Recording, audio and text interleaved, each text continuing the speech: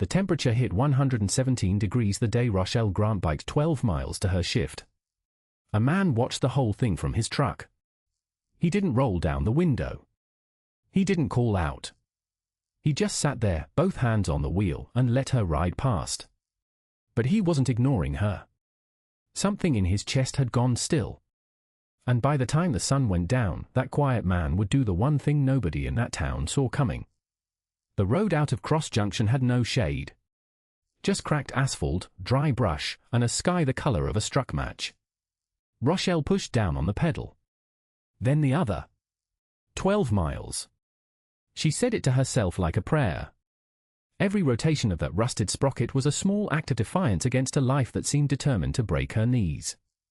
The shoelace tied around her right ankle was frayed, soaked with sweat, cutting into her skin just enough to remind her that she was alive and that survival was a physical debt paid daily in increments of pain. She didn't look at the houses she passed. Most of them were boarded up or belonged to people who looked at a girl on a broken bike and saw only a liability, a walking reminder of the town's slow decay. But Rochelle didn't have room in her head for bitterness. Bitterness required energy, and energy was a luxury reserved for breathing. 12 miles to the diner meant 40 minutes of watching the dust devils dance across the highway, 40 minutes of tasting copper and salt, 40 minutes of wondering if this was the day her left knee finally gave out and refused to lock into place. She had been doing this for 6 months. Ever since the radiator in her mother's '98 Corolla blew out on the shoulder of Interstate 40, turning a 5-minute commute into a 2-hour trial of endurance. Her mother had sat in that steaming car with her hands folded in her lap, staring at the ruined engine block with a look that Rochelle still carried behind her ribs, a quiet, terrifying resignation that haunted every pedal stroke. It wasn't just about getting to work on time to flip eggs and pour lukewarm coffee for truckers who tipped in pocket lint and stale advice. It was about proving to the empty air that she wasn't invisible, that her labor had weight, that a human being could be ground down to fine dust and still refuse to blow away. Back in the truck, Maurice Miller watched her shoulders drop with every rotation, tracking the rhythmic, exhausting mechanics of her climb up the overpass.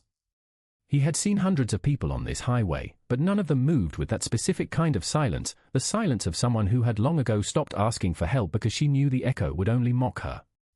Thomas was a contractor, a man who built things for people with more money than taste, and he understood structural integrity better than most. He knew when a beam was carrying too much weight, when a foundation was about to crack under the strain.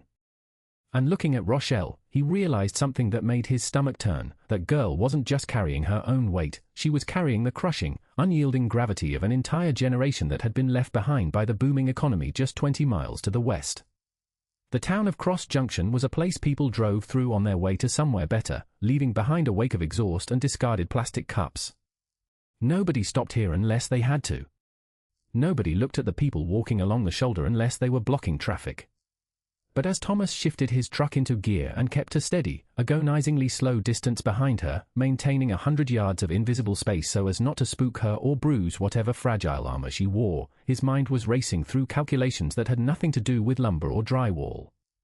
He was thinking about his own daughter, off at a private college 3 states away, studying things like international finance while her father sat in a pickup truck in a godforsaken dust bowl watching a stranger's child pedal her way toward heat exhaustion for minimum wage. The dissonance was deafening. It felt like a fracture in the very moral architecture of the world he thought he understood. He remembered the exact moment his own father had looked at him with that same desperate pride, the kind that smelled like stale tobacco and worn-out work boots. He remembered what it felt like to want nothing more than a glass of cold water and 5 minutes where your muscles didn't throb like an infected tooth. Rochelle didn't know he was back there, swallowed by the tinted glass and the hum of the air conditioning that she could only dream of feeling against her flushed skin. She just kept her eyes locked on the white line of the shoulder, her knuckles turning white where she gripped the rubber handlebars, fighting the hot wind that smelled of dead grass and distant rain. Every inch of that highway was a battleground, and she was losing ground to the sun, her vision blurring at the edges into shimmering pools of white heat. Yet she refused to walk the bike.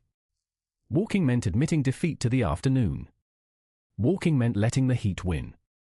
And in Cross Junction, once you let the heat win, you never quite managed to stand back up. Thomas watched her right foot slip off the pedal for a fraction of a second, her body jolting forward with a violent shudder before she caught herself, her knee scraping the handlebar in a blur of motion. She didn't cry out. She didn't even stop. She just repositioned her foot, tightened her jaw until the muscles in her cheek twitched, and pushed down harder. That was the moment Thomas's hand drifted away from the steering wheel and hovered over the door handle. He didn't know what he was going to say. He didn't know how she would react to a strange man pulling over in a pristine Ford F-250 to offer a handout to a girl whose entire life was an exercise in fierce, unapologetic independence. In a town like this, charity was often just another word for pity, and pity was a poison that tasted too much like humiliation. But as the diner sign finally came into view through the shimmering heat haze, a faded neon sign humming a lonely, broken tune against the blinding blue sky, Thomas knew he couldn't just drive away and pretend the asphalt hadn't swallowed her whole. The sun was beginning its long, brutal descent, casting long, skeletal shadows across the cracked concrete, but the air remained thick, heavy with the promise of a storm that would never actually break. And somewhere out there, on the edge of town, the machinery of a very different kind of reckoning was quietly starting to turn, fueled by the simple, radical act of a man deciding that today, he was no longer going to look away. The gravel of the diner parking lot crunched beneath her tires like broken glass as Rochelle finally coasted to a halt, her boots hitting the dirt with a heavy, unstable thud that threatened to send her sideways. She stood there for a long moment, leaning her chest against the crossbar of the bicycle, letting the violent tremors in her thighs subside into a dull, rhythmic ache. Through the grease-smeared front window of the diner, she could already see the flickering fluorescent lights casting a sickly green pallor over the vinyl booths and the salt shakers that never quite stopped gathering dust. Her shift started in 4 minutes, just enough time to splash lukewarm water on her face in the cramped, windowless restroom behind the kitchen and pin a stained apron over a shirt that was already stiff with dried salt. She didn't have the luxury of exhaustion, the line cooks would already be screaming orders, and the coffee maker would be hissing like an cornered animal. Yet, as she reached down to unlatch the rusted kickstand with her boot, a low, deep rumble of a heavy-duty engine idled to a stop just outside the gravel perimeter. It wasn't the rattling sound of a local pickup or the wheezing transmission of a delivery van, it was the measured, expensive purr of a 12-cylinder diesel engine that didn't belong in a town where most cars leaked oil onto the pavement like dying wounds. Rochelle didn't turn around immediately.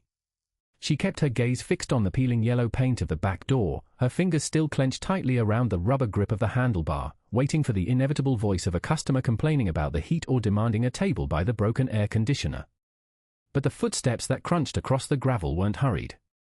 They were slow, deliberate, and heavy with a strange kind of hesitation that made the hairs on the back of her neck stand up. When she finally lifted her chin and glanced sideways through the heat haze shimmering off the truck's chrome grille, she saw Thomas standing by the driver's side door, his hand resting on the metal panel as if he were anchoring himself against an invisible current. He wasn't wearing his contractor's vest now, he had taken it off inside the cab, revealing a plain grey t-shirt that showed the broad, sun-baked lines of a man who spent his life wrestling with heavy timber and stubborn foundations. For 3 seconds that stretched out like an entire afternoon, neither of them spoke, the heavy desert silence pressing down on them both like a physical weight while the distant hum of the highway played a mournful accompaniment to the standoff. Rochelle's eyes narrowed slightly, her defensive instincts flaring up like a struck match. She braced herself for the pity, for the unsolicited advice, for the patronizing offer of a $5 bill disguised as a tip for a ride she never asked for. But Thomas didn't reach into his pocket, and he didn't offer that empty, hollow smile that rich people used when they wanted to feel good about themselves before driving back to the paved roads on the other side of the county line. Instead, he reached into the truck bed, his movements completely unhurried, and lifted out something wrapped in a heavy canvas tarp that smelled faintly of motor oil, fresh pine, and old iron. It was a vintage Schwinn frame, completely rebuilt, painted a deep, unapologetic matte black with brand new gears that gleamed silver in the dying sunlight, untouched by the rust and decay of Cross Junction. He didn't walk all the way over to her, he stopped about 10 feet away, respecting the invisible perimeter of her pride, and set the bicycle down gently on its kickstand in the dust between them. The message wasn't hidden in clever words or awkward justifications about charity, it was written in the thick, unbent steel of the frame, in the puncture-resistant tires that had never seen a mile of this godforsaken highway, and in the quiet, level gaze of a man who looked at her not as a liability or a charity case, but as someone who simply needed a better tool for a war she was already fighting alone. Half a mile up the road, parked in the gravel lot of a closed gas station, Maurice Lewis sat with his engine running and his air conditioning humming. He had been watching her for a full minute without moving. His first thought was simple, somebody's going to find that woman collapsed in a ditch by noon. His second thought was worse, and it'll be nobody's fault because nobody will have stopped. He had a cooler in the back. He had a phone. He had a truck with 4 working vents blowing cold air he suddenly felt guilty for enjoying. And yet he did not move. Because he knew if he offered the easy thing, the fast thing, a woman like that would say no.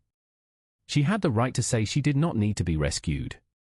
There is a silent, unwritten contract that exists between the people who have a roof over their heads and the people who carry their entire lives in plastic bags along the asphalt. It is a contract written in indifference, signed by the collective fear of disruption. Maurice knew that contract by heart because he used to be the one walking the shoulder.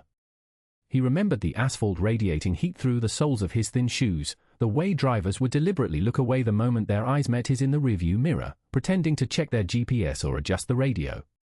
They weren't bad people. They were just exhausted. They were busy surviving their own small emergencies, paying off their own escalating mortgages, terrified that if they stopped for one stranger, the fragile house of cards they called a life would collapse under the weight of someone else's misery. But understanding that cowardice didn't make it hurt any less. It didn't warm the cold spot in his chest. And now, sitting behind the tinted glass of a $40,000 machine, he was suddenly cast in the role of the monster he used to despise, the man with the cold air and the full tank who simply watched. But why do we hesitate when the impulse to do good is so loud? Because society has taught us to treat human suffering like a statistical anomaly rather than an immediate emergency. We wait for official channels. We wait for police lights, for charity vans, for municipal programs that never arrive in time, as if kindness required a permit and a certified background check. Maurice gripped the steering wheel so hard his knuckles turned white, the synthetic leather groaning under his palms. He realized that waiting for permission to be decent is just another form of cruelty. Yet, even as his foot hovered over the brake pedal, a darker, more cynical voice whispered from the back of his mind, the voice of his grandfather, a man who had broken his back in the coal mines only to die owing money to the company store. His grandfather would have looked at this woman, looked at Maurice's truck, and spat on the ground. He would have said, "Boy, you can't buy dignity with a bottle of water and a sandwich." And that was the razor's edge Maurice was walking. If he handed her charity, he was stripping away the last armor she had left, her pride. But if he did nothing, he was confirming the worst thing she probably already believed about the world, that nobody gives a damn. The silence inside the cab grew heavy, suffocating, broken only by the rhythmic ticking of the cooling engine. He looked at the dashboard clock. 9:15. In 20 minutes, the sun would clear the tree line and turn this stretch of highway into a frying pan. She wouldn't just be tired then, she would be delirious. And still, she kept walking, one heavy, mechanical step after another, her eyes fixed on some invisible horizon only she could see. What was she running from, or more importantly, who was she trying to prove something to? Every fiber of Maurice's survival instinct told him to put the truck in drive, pull out onto the highway, and let the world take care of its own. It was the safer play. It was the choice 99 out of 100 people would make. But then, a memory flared behind his eyes, sharp and unbidden, of a rainy Tuesday in 1994, when his mother had stood in a gas station parking lot just like this one, holding a wet cardboard box of their belongings, waiting for a ride that never came. He remembered the look on her face when a stranger finally pulled over, not with pity, but with a simple nod that said, "Hop in, we've got a long way to go." That single moment had altered the trajectory of his entire existence. It was the pivot point upon which his survival balanced. And right now, sitting in the driver's seat, Maurice realized something chilling. If he pulled away now, he wouldn't just be abandoning a stranger. He would be betraying the ghost of the woman who made him who he was. But the real question, the one that made the hair on the back of his neck stand up, was waiting for him just around the next bend. What would happen if the woman he was about to rescue turned out to be someone he spent the last 10 years trying to forget? The thought hit him with the force of a physical blow, freezing his right foot squarely above the accelerator.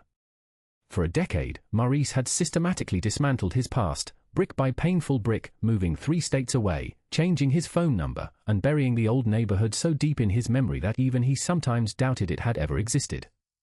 He had built a fortress out of credit scores, clean uniforms, and the quiet anonymity of the interstate logistics industry. But as he squinted through the polarized windshield at the distant figure shifting the heavy bag from one bruised shoulder to the other, a terrifying familiarity clawed its way up his throat. It wasn't just the way she walked, that stubborn, rhythmic limp that defied the pain in her joints, it was the bright yellow bandana tied securely around the strap of her tattered duffel bag. a bandana his own sister had worn every single day until the night the fire took their house and scattered what was left of their family to the winds. The coincidence was mathematically absurd, practically impossible, yet the universe has a cruel sense of theatricality, often dragging us back to the exact crime scenes of our deepest guilt when we least expect it. Maurice swallowed hard, his mouth tasting like dry copper and regret. If that really was Clara, the sister he had abandoned in a crowded bus station when they were both too young to know how to survive together, then everything he had achieved, every mile of asphalt he had conquered, and every dollar sitting in his bank account suddenly transformed into a monument of cowardice. But what if it wasn't her? What if his mind was simply playing a sadistic trick on him, conjuring ghosts to punish him for sitting in a comfortable truck while another human being melted into the pavement? The stakes were no longer just about a random act of highway charity, they were about a confrontation with his own buried identity. He let out a long, shuddering breath that fogged the bottom corner of the driver's side window, his fingers finally loosening their death grip on the steering wheel. He didn't reach for the door handle yet, because he knew that the moment he stepped out of this cab, the insulated, predictable life he had painstakingly constructed would shatter beyond recognition. Yet, remaining inside had suddenly become an impossibility. The air conditioning hummed on, indifferent to the internal war raging 3 inches from its vents, while the second hand on the dashboard clock ticked relentlessly toward disaster. And then, as if sensing the invisible tether connecting them across the asphalt, the woman stopped dead in her tracks, turned her head 90 degrees, and locked her hollow, sunken eyes directly onto the tinted windshield of his black pickup truck, as if she had known he was there all along, waiting for him to finally make his move.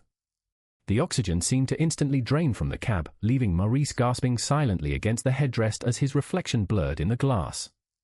It was not just a look of general awareness, it was a cold, piercing recognition that spanned a decade of deliberate silence. Her lips parted slightly, but no words reached him through the thick acoustic glass, though the silent message hung suspended in the shimmering heat waves rising off the hood. Every logical defense he had meticulously constructed over the years, his polished shoes, his corporate credit standing, the pristine leather interior of a life earned through absolute isolation, evaporated under the weight of that single stare. She didn't look angry, nor did she look desperate, she looked like a ledger finally being balanced after years of fraudulent accounting. And as her hand slowly lifted from her side, curling into a familiar, deliberate gesture that he had not seen since the porch of their childhood home, Maurice felt the absolute terror of a man who realized his past had just caught up to him on a desolate stretch of highway. But before his brain could command his right foot to slam the gas pedal and flee into the blinding morning light, his hand moved on its own accord, clicking the electronic door unlock button with a sharp, echoing thud that sounded terrifyingly like a judge's gavel coming down in an empty courtroom. Mile 8 was where her body started to lie to her. The burning in her thighs had faded, and for one foolish moment, Rochelle thought she had caught her second wind. But it wasn't a second wind. Her skin went dry. She had stopped sweating. A shiver ran up her arms in 117-degree heat, and something whispered that it was wrong. That shivering in this heat made no sense. It was a warning, and she pedaled straight past it. The road began to tilt. The world swam up at the edges, and she had to put a foot down, straddling the bike, blinking hard, waiting for the ground to lie back down flat. She had reached the line between exhaustion and heat stroke, where the body's thermostat breaks and the temperature climbs with nothing left to stop it. When the asphalt radiates a shimmering mirage that bends the horizon, the human brain begins to misinterpret distance, time, and safety. Rochelle did not know she had crossed that threshold until her knuckles turned white against the rubber grips, too stiff to open. She stared at her own fingers as if they belonged to a stranger, wondering why they refused to obey the simple command to let go. This is the insidious trap of severe dehydration. It steals your cognitive awareness long before it stops your heart. You remain functional enough to make disastrous decisions, trapped in a loop of silent stubbornness, refusing to accept that your own biology has turned against you. But why did she push this far when every survival instinct should have screamed for help? The answer lies not in her stubbornness today, but in a promise she made to herself 6 years ago, standing in a sterile hospital hallway beneath flickering fluorescent lights that hummed like angry bees. Her mother had whispered a final, brittle truth about what happens to people who accept charity in a world that measures human worth by the weight of their wallet. That memory was a heavy stone she carried in her pocket, anchoring her to the pavement, whispering that weakness was a luxury she could never afford. Yet, as the shadow of a passing luxury SUV stretched across her back, a sudden realization hit her with the force of a physical blow. Pride does not cool the blood, and dignity is a cold comfort when your organs are beginning to shut down one by one. And that is precisely when the car door clicked open, and a voice cut through the ringing in her ears, offering a lifeline that would change everything she thought she knew about kindness and pride. The voice belonged to a man in his late 40s, wearing a crisp linen shirt that seemed entirely immune to the suffocating desert air, holding out a chilled bottle of water like an offering from another planet. Rochelle stared at the condensation rolling down the plastic, her throat constricting with a desperate, primal craving that argued violently against every defensive instinct she possessed. To accept his help was to surrender, to admit defeat in a war she had waged entirely in her own head for the better part of a decade. Every single fiber of her being screamed that taking that water meant acknowledging her own vulnerability, stepping down from the fragile pedestal of self-reliance she had fought so bitterly to construct. But as the asphalt beneath her tires seemed to soften into a dark, bubbling liquid, a chilling biological reality eclipsed her philosophy. Pride is a terribly fragile shield against multi-organ failure.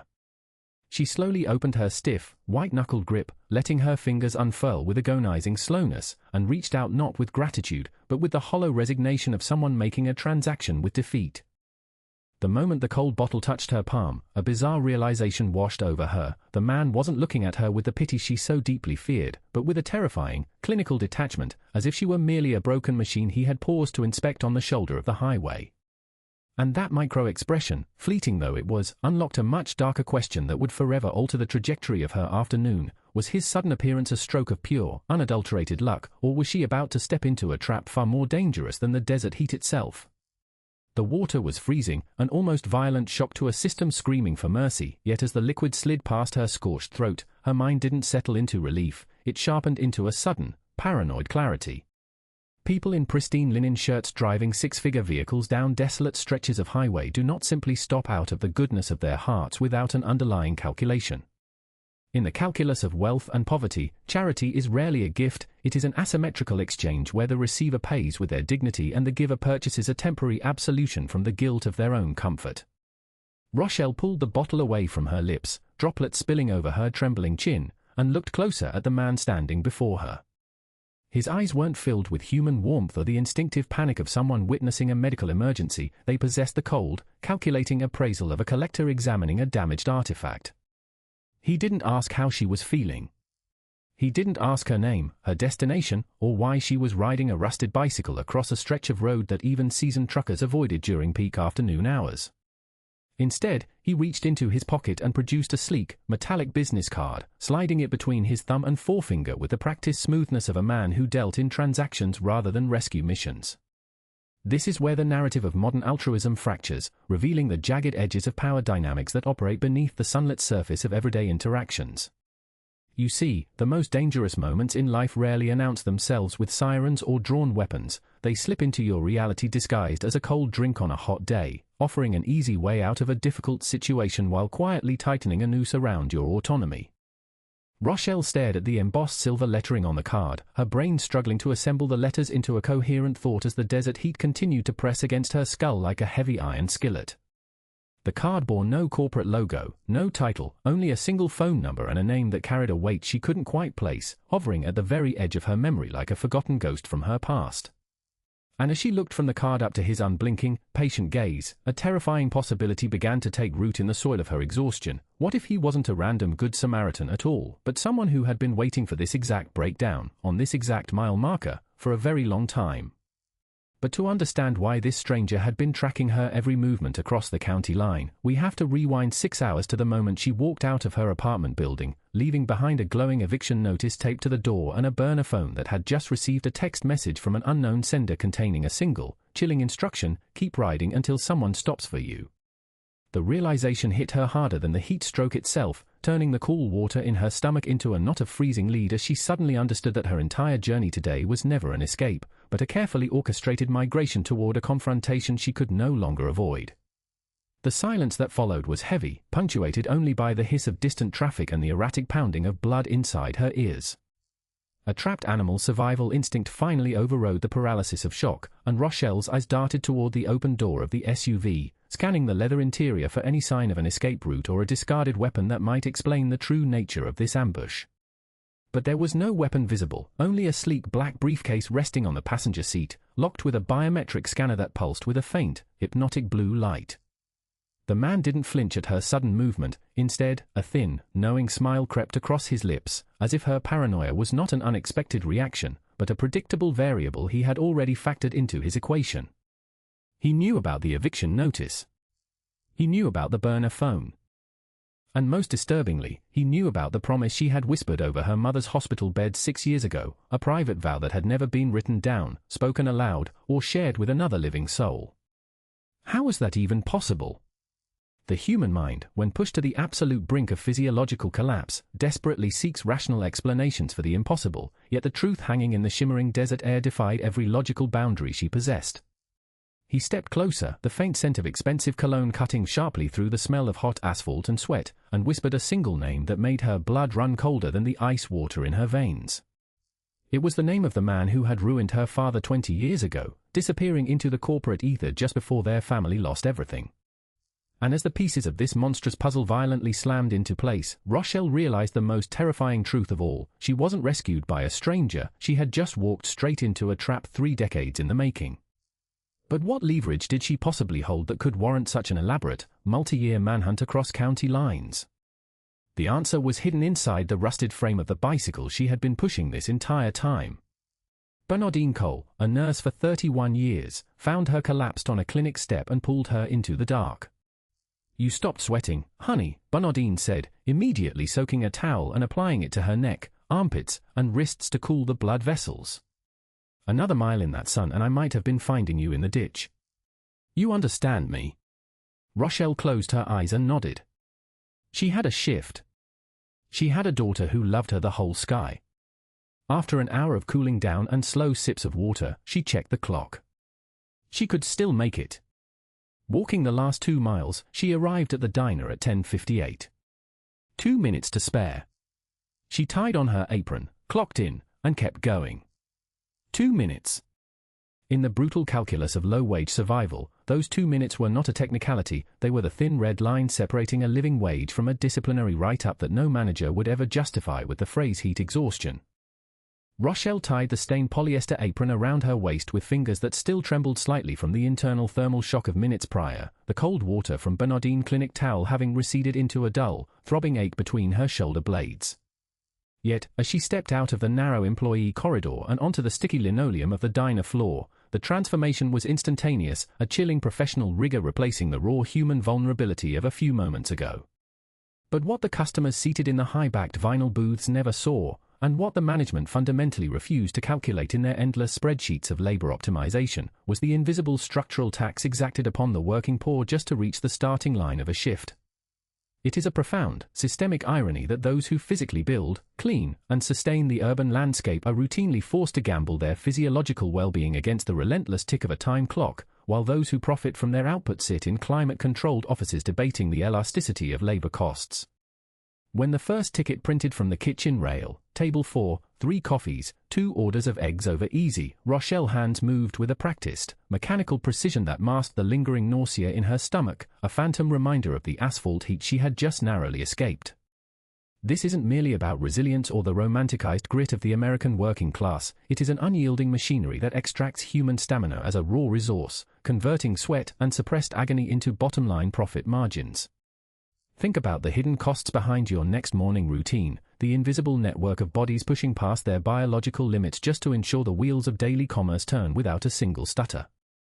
And yet, this was only the prelude to a far more profound realization that would strike Rochelle later that afternoon, a sudden, unsettling encounter with a customer whose casual cruelty would expose the entire fragile architecture of her daily existence, forcing her to ask a question that changes everything about how we view the people who serve us.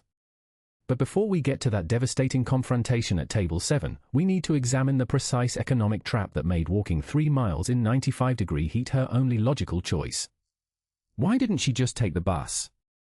The answer reveals a brutal economic reality that most urban planners completely ignore, and it begins with a single transit zone boundary that costs a struggling mother $12 she simply did not have. To understand the sheer magnitude of that $12 barrier, you have to look past the neat, colorful transit maps handed out at downtown stations and examine how modern city infrastructure is quietly designed to penalize poverty.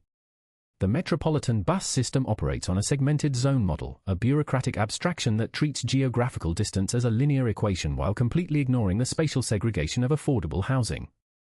Rochelle lived in the Outer Ring, District 4, where dilapidated multifamily complexes offered rent that didn't consume 80% of a dishwasher's monthly wages, but that specific neighborhood sat precisely 1 mile outside the municipal boundary line. Crossing that invisible administrative threshold didn't just mean changing zip codes, it meant triggering a fare hike that doubled the cost of a single one-way ticket from $2.50 to $6. $12 round trip. For a woman whose weekly grocery budget was calculated down to the last dime at the discount warehouse, $12 wasn't just transit fare, it was an electric bill payment, it was for gallons of milk, it was a prescription copay for her daughter's asthma inhaler. The system, in its infinite bureaucratic indifference, essentially imposed a wealth tax on the poorest commuters, forcing those who could least afford it to pay a premium for the privilege of traveling to where the low-wage jobs were concentrated. It is a perverse economic feedback loop. You cannot afford the rent near the city centre where the jobs are abundant, so you live on the periphery, but living on the periphery incurs a daily transit penalty that devours the exact wage differential you sacrificed your time to earn. And so, walking wasn't an exercise in personal wellness or a testament to rugged individualism, it was a desperate, calculated financial triage, a choice to spend biological capital instead of monetary capital because biological capital was the only currency she possessed in infinite, unmonitored supply. But the cruelty of this architecture doesn't end at the bus stop, it permeates the very floorboards of the establishments where these workers labor under the guise of equal opportunity.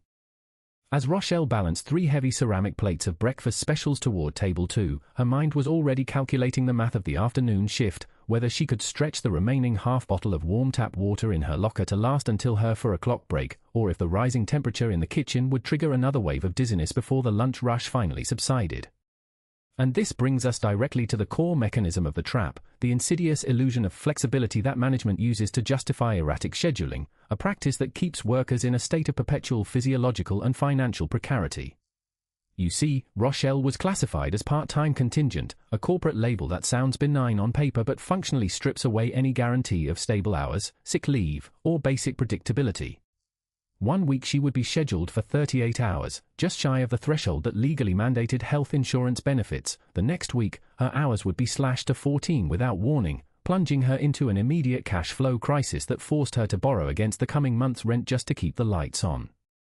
This isn't an administrative oversight or a temporary glitch in the scheduling software, it is a meticulously engineered system of control designed to keep the workforce compliant, exhausted, and entirely consumed by the immediate demands of survival, leaving zero mental bandwidth for collective organizing or demanding better conditions. When you are fighting every single day simply to avoid eviction, you do not have the luxury of questioning why the air conditioning in the employee locker room has been broken for 3 months, or why your hourly wage hasn't kept pace with a local inflation rate that makes a pound of ground beef feel like a luxury item. But the breaking point, the moment where structural economics collides violently with human dignity, didn't happen in the quiet moments of calculation behind the register. It happened when a man in an expensive tailored suit sat down at table 7, took one look at Rochelle's trembling hands as she poured his decaf coffee, and made a casual, smiling remark that laid bare the entire contemptuous ideology of the modern service economy. He looked up from his smartphone, didn't even bother to make eye contact, and said with a chuckle that echoed across the suddenly quiet dining room, "You know, if you worked a real job, you wouldn't look so stressed out." And it is at that exact microsecond, as the coffee pot hovered over the ceramic mug and the collective weight of 31 years of her mother life and her own relentless grinding poverty pressed down upon her chest, that Rochelle had to make a choice that would either preserve her employment or shatter the fragile, invisible cage that had kept her subservient for decades. What did she do with that coffee pot? Did she swallow the insult like she had swallowed 1,000 others and walk away, or did she unleash a truth so devastating that it instantly redefined the power dynamic between the server and the served? The answer is waiting in the next scene, and it will challenge everything you thought you knew about the cost of keeping your head down in a world built on inequality. And while the entire restaurant held its collective breath waiting for the hot dark liquid to spill, Rochelle did something far more terrifying than retaliation. She slowly set the pot down, looked him dead in the eye, and asked a single question about his own tailored suit that instantly exposed the hollow foundation of his entire privileged existence. The next morning, Maurice was waiting outside the diner before it opened. He stepped out of his truck, holding out the keys to a used sedan and a check to clear her medical bills. "Let me help," he said. "Nobody should have to ride a bike through what you rode through." Rochelle looked at the keys, then at him, and said, "No, not a grateful maybe, but a full sentence." "You take that from me, and something changes," she said steadily. "I stop being a woman who's handling it and start being your good deed. I have a daughter at home watching. I will not let her learn that a person's worth comes from a stranger feeling sorry for us." She wasn't too proud to be helped. She was too responsible to be diminished in front of her child. She wanted work, not rescue. And that distinction right there is where the entire dynamic of modern charity fractures, forcing us to ask a deeply uncomfortable question: when we rush to rescue someone out of our own abundance, are we actually healing their wounds, or are we just soothing our own discomfort at the sight of their struggle? Maurice froze, his hand still extended, the metal of the car keys catching the harsh dawn light. In that quiet moment on the pavement, a profound realization washed over him. He had mistaken financial destitution for a lack of agency. He had assumed that poverty strips a person of their choices, when in reality, Rochelle was guarding her final, most valuable possession with ferocious grace, her autonomy. Think about the psychological architecture of dignity for a second. When you offer a handout without an invitation, you inadvertently rewrite the narrative of another human being's life, casting them as the passive recipient of your benevolence and yourself as the benevolent architect of their salvation. But Rochelle understood a harsher truth of survival. Once you accept a gift given out of pity, you unconsciously surrender your right to complain about the system that broke you in the first place. You are expected to smile, to bow your head, to perform the eternal dance of the grateful poor. And she refused that choreography entirely. She had spent years teaching her daughter that calloused hands and tired legs are infinitely more respectable than a spine bent in submission to someone else's charity. But why does society find it so endlessly difficult to process a poor person who demands respect instead of relief? Because true equality requires us to look past our own generosity and recognize that a person can be utterly broke yet completely unconquered. And this brings us to the exact turning point of our story, because what Maurice did next completely shattered every expectation she had about the wealthy man in the truck, and led directly to a revelation that neither of them saw coming. Instead of folding his hand or letting frustration creep into his posture, Maurice did something radically counterintuitive. He slowly closed his fist, withdrew the keys and the check from the open air, and slipped them back into his jacket pocket. There was no theatrical sigh, no defensive recoil, and certainly no patronizing smile. He simply nodded, a gesture not of defeat, but of hard-won understanding. He looked past the grease-stained apron, past the bicycle with its worn tires, and looked her dead in the eye with the unfiltered respect one reserves for an equal across a boardroom table. "Fair enough," Maurice said, his voice dropping the polite, transactional cadence of a philanthropist and taking on the gritty resonance of someone who recognized a fellow veteran of life's trenches. "If charity is off the table, what about commerce?" The question hung in the cool morning air, startling in its sudden pivot from emotional rescue to professional pragmatism. Rochelle blinked, her grip on the bicycle handlebars loosening by a fraction of a millimeter. This wasn't the script she had prepared for. For years, she had built her emotional armor around the certainty that people with money only knew how to give orders or handouts, never partnerships. But Maurice was offering neither. He began to explain that his logistics firm was hemorrhaging money on its regional inventory routes because the middle management layer was entirely disconnected from the actual street-level friction of delivery. He didn't need a charity case, he needed an operations auditor who knew every bottleneck in the city because she had peddled through them at 4 a.m. for the last 5 years. He wasn't offering to pay her bills, he was offering to buy her expertise at a premium rate that respected the grueling MBA of real-world survival she had earned on the pavement. And just like that, the entire gravitational pull of the interaction shifted from pity to mutual leverage. But here is where the plot takes a sharp, unforgiving turn, because the moment Rochelle agreed to look at his company's ledger, she uncovered a horrifying discrepancy buried deep inside Maurice's own financial records, a secret that proved the man who wanted to save her was himself standing on the edge of complete financial ruin. And that discovery forces us to ask, when two people on the verge of collapse decide to lean on each other, do they build a bridge to safety, or do they simply drag each other down faster into the abyss? The ledger didn't just show a failing logistics firm, it laid bare a calculated corporate hemorrhage engineered by Maurice's own board of directors to force a hostile takeover. He wasn't just a wealthy benefactor driving an expensive truck, he was a CEO actively being hunted in his own boardroom, staring down the barrel of a bankruptcy he had desperately tried to conceal behind a facade of morning philanthropy. When Rochelle traced the phantom wire transfers and unmasked the embezzled supply chains, the silence between them on the pavement grew heavy with an entirely new kind of tension. She looked up from the bruised tablet screen, her eyes locking onto his with a piercing clarity that cut straight through his executive bravado. "You came out here looking for a project to save," she said, her voice dropping to a quiet, lethal register, "because you didn't know how to save yourself." Maurice didn't flinch, nor did he look away. Instead, a bitter, self-deprecating smile broke across his exhausted face, conceding the brutal truth of her words without a single word of defense.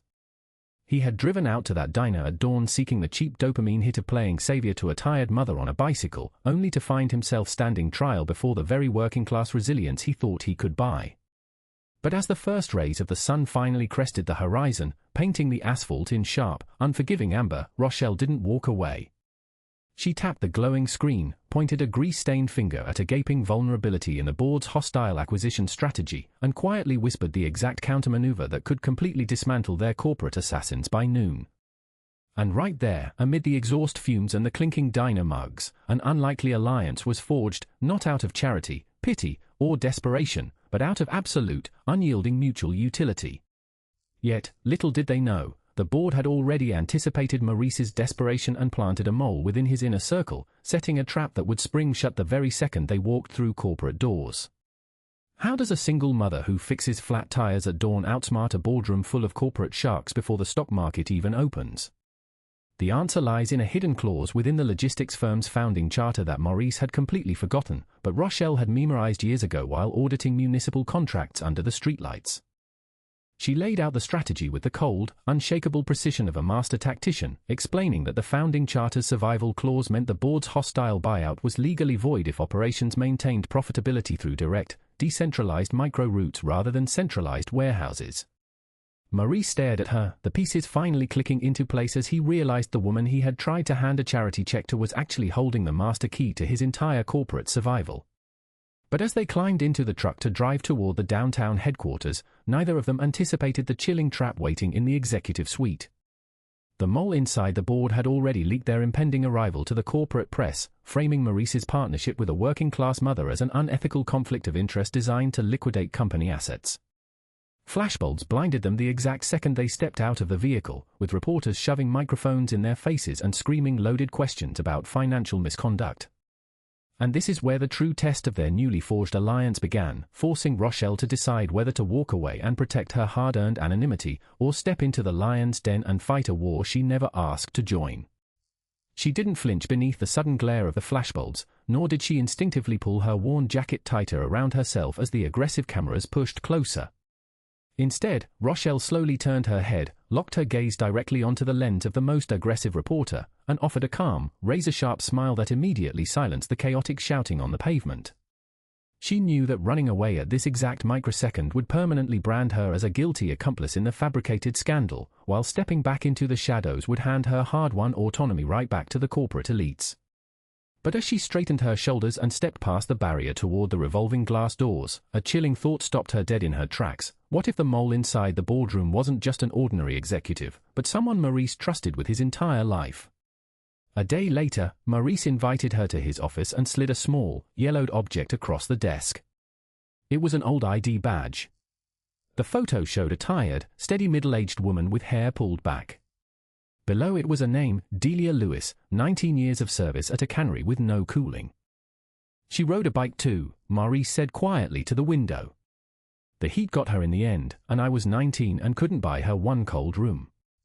I spent 30 years building a cold chain empire, but I still couldn't save the one person who mattered.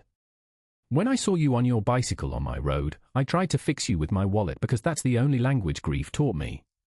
You were right to turn it down. You weren't a woman I could fix. You were a woman I could stand beside. And right there, instead of a handout, Maurice offered her a real door, a commercial driver's training program, built on respect, dignity, and a structured path to earn her own way forward. That structured path did not begin with a corporate desk or a set of polished keys, but with the quiet hum of a simulator room at dawn, where Elena sat facing a wraparound screen that mirrored every hazardous incline and blinding highway glare she had spent years navigating on two fragile wheels. Maurice did not watch from behind a glass partition or delegate her progress to an onboarding manager. He sat in the squeaking folding chair beside her, his notes scattered across his knee, treating her stumbles with the technical precision of a veteran engineer rather than the hollow sympathy of a benefactor. He understood something the philanthropy boards and corporate ESG reports completely missed. Poverty is not merely a deficit of currency, it is a systematic erosion of agency, a daily assault on one's ability to plan beyond the immediate horizon. When Elena missed a gear shift during a simulated ice storm in the software, she did not flinch expecting a reprimand or a patronizing sigh. She simply reset the scenario, her hand steadying on the heavy rubberized wheel with a silent focus that had kept her alive through decades of urban delivery lanes. Maurice watched her knuckles whiten, not with the panicked grip of a novice, but with the calculated tension of someone who knew the exact cost of a mistake on wet asphalt.